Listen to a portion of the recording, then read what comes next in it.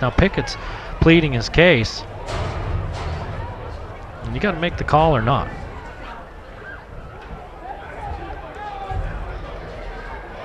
And they're talking about it out there, and I would think if they threw the flag and they're saying somebody was lined up wrong, they're probably going to make the call. Everything I've ever seen, they rarely pick those up. Well, they're sure debating it, though. Well, they are going to pick it up.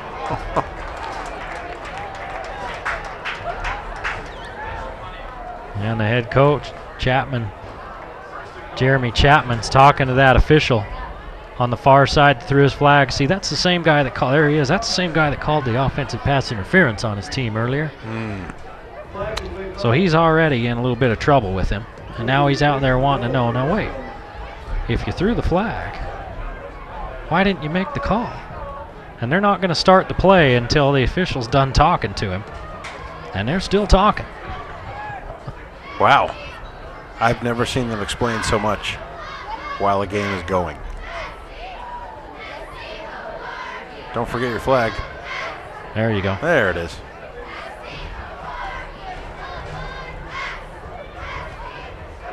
And he's still out there, Coach Chapman hollering. He better be careful.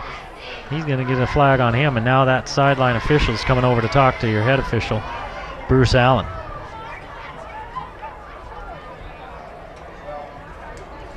Well, I don't know what he said because he's not nearly as hot as Mark Wooten was last week. Oh, man, that one was... That went off.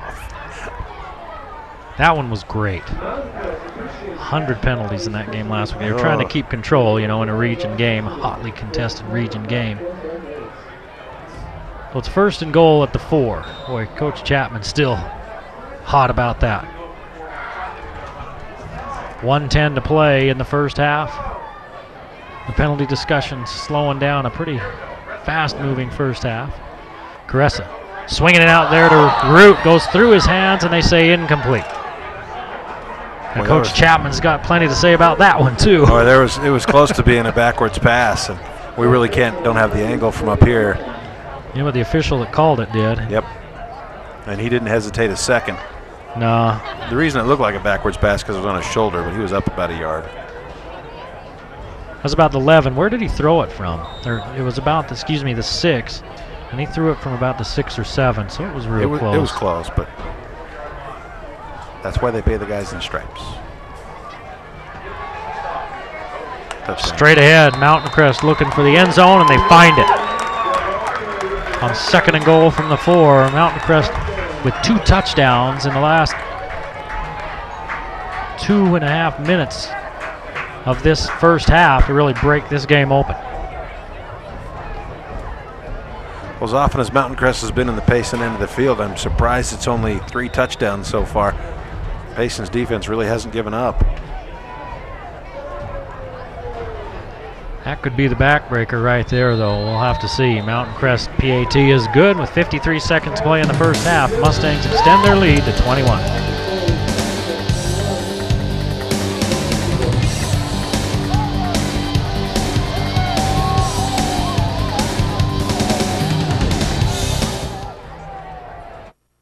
Their teeth are chipped or discolored or anything, I would highly recommend Lumineers to any of my friends.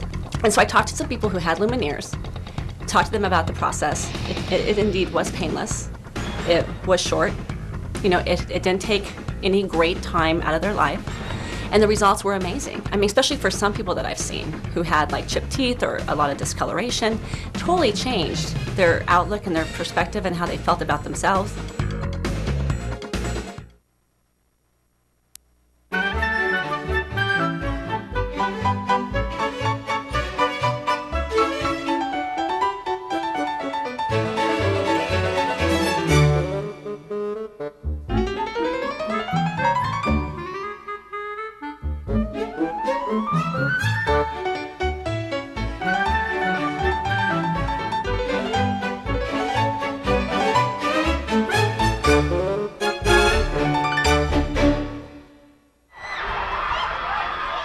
Zach Lovelace picks up a rolling kick at the 7-yard line and returns it out to the 44, and Payson will start there, their best starting field position of the day, with 42 seconds to play in the first half.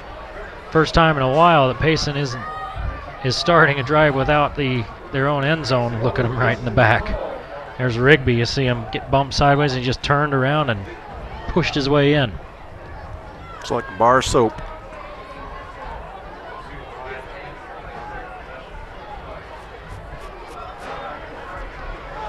Four wide receivers now for Payson. Mtn Crest playing them deep. Judd looking over the middle, has Jewett, the big tight end. He's still on his feet and finally goes down at the 42. Picks up 14 yards. I just can't believe how these receivers and running backs from Payson are staying up with 3 and 4 and sometimes 5 defenders of Mtn Crest all over them just like this. 1, 2, 3, 4, 5, 6 Mustangs. 7 at the end. Looking for Jewett again as they got up there quick with the clock running. They throw it incomplete. Well, did you see Jewett though? As soon as he caught it, he kind of cringed down in. See Coach Chapman over there talking to Jewett, sending the play in with him. Jewett's 6'4", and Coach Chapman looked like he was a couple of inches taller than him. Yeah, he's about 6'6".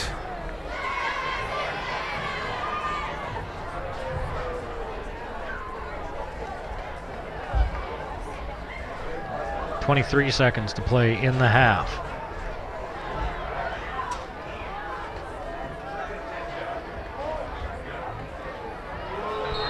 Mtn Crest comes across early. Brady low. Little quick. Little antsy trying to guess the cadence of the quarterback and guesses wrong. Here's your SC Needham Jewelers middle of the block sign of the clock. Another look at it. 21-0. 23 seconds to play here in the first half. SC Needham Jewelers, your diamond engagement ring store. This was a 7-0 game until about 3 minutes left. Just over 3 minutes left in the first half. And Mtn Crest gets a couple of quick touchdowns. And Payson now in a big hole. Judd across the middle. A one hopper to Jewett. Right, every time Judd gets an open lane to find a receiver, there's somebody in his face. He hasn't been able to follow through on the last 3 passes. 3rd and 5.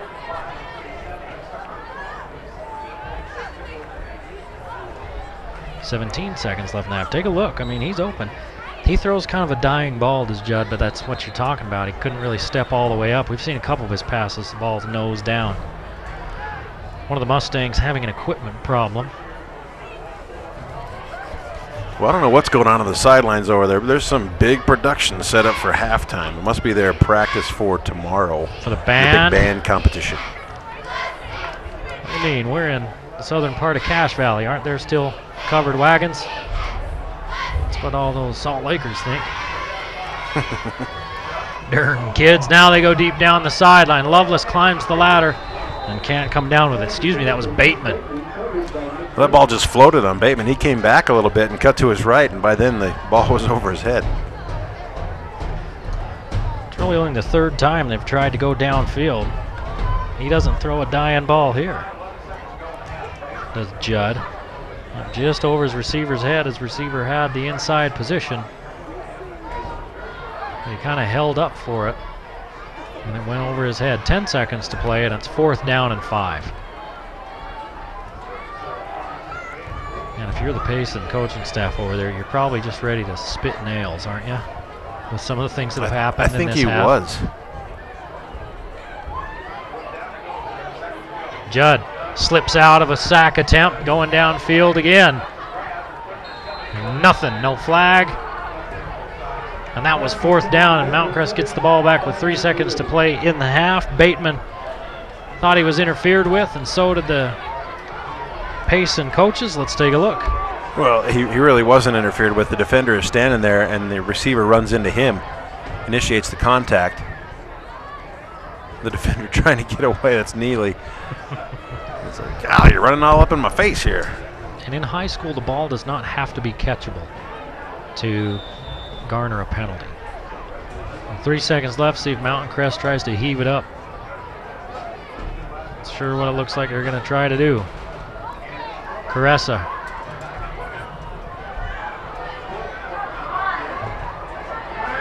A lot of time. Looks like backyard football. Now Caressa's committed now. Looking for a block. He's got one from Webb. Slips to the outside and he's hauled down at the 41-yard line, and that's the end of the first half on that run by Caressa. It's 23 yards. But he's looking and looking and looking as they were only bringing. Well, he does the right thing. 2 men. He does the right thing in not throwing the ball and trying to force the issue. If there's nobody open, there's nobody open. He just happens to have a ton of time to drop so many guys back. Over here. That's what I mean. That's why I say it looks like playground football. Let me see. Nope, I'll cut back over here. I said cut in at the car. I cut into the car. Webb gets him a block right up in front of him right here. He's about 1 block away from springing that thing, but he had more of his guys way downfield. Mountain Crest 21, Payson nothing. We're at the half, the first round of the 4A state playoffs.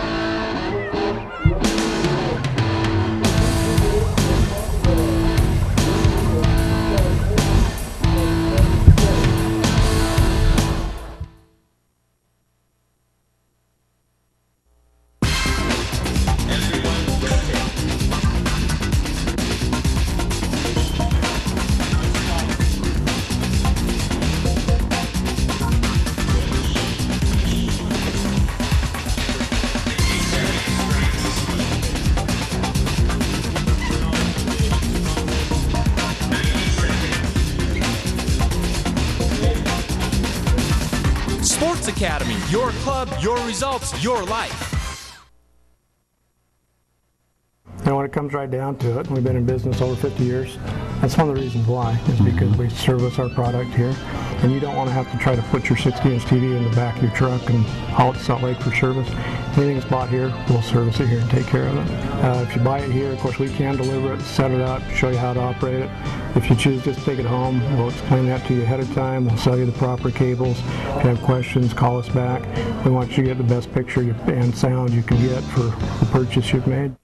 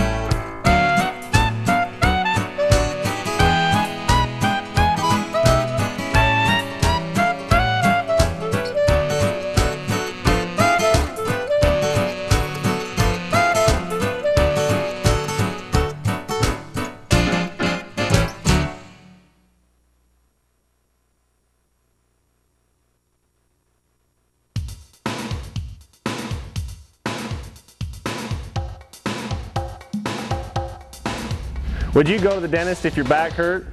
Then why go to an automotive shop to fix your diesel truck? We are proud to be Cache Valley's only authorized Bosch, Stanadyne, and Alliant drive-in service center. We specialize in diesel pickups, but have a wide range of knowledge and expertise in all diesel engines. Our success on high-performance trucks has made us more qualified to work on your truck.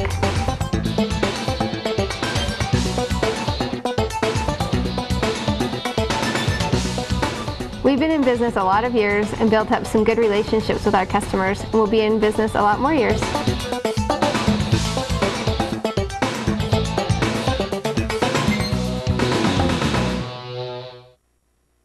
Well, the Mountain Crest band out there. It's 21-0. Mountain Crest leading Payson. The band with their show production number. Let's take a look and listen.